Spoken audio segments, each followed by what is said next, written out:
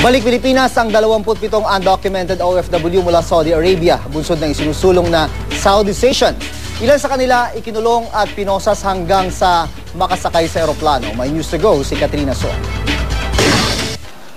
Alas 11:30 ng gabi nang dumating sa bansa ang 27 OFW na nagmula sa Abu Dhabi at sa Riyadh, Saudi Arabia. Sila ay kabilang sa mga undocumented worker. Buwan ng Marso nang simula ng bansang Saudi Arabia ang paghihigpit sa mga undocumented migrant workers sa kanilang bansa. Ito ay dahil sa isinusulong nila ngayon na Saudization.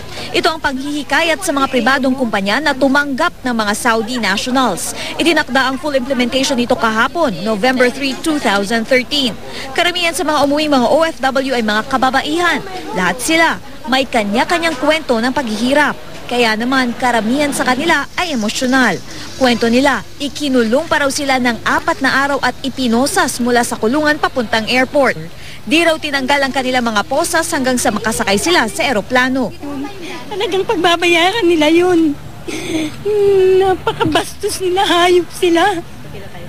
Ginawa nila akong baboy, hayop sila. Yang hirap po.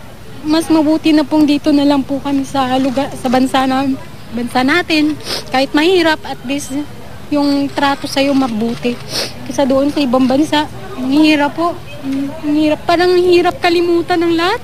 Ilan lamang daw ito sa mga pasakit at paghihirap na dinanas nila.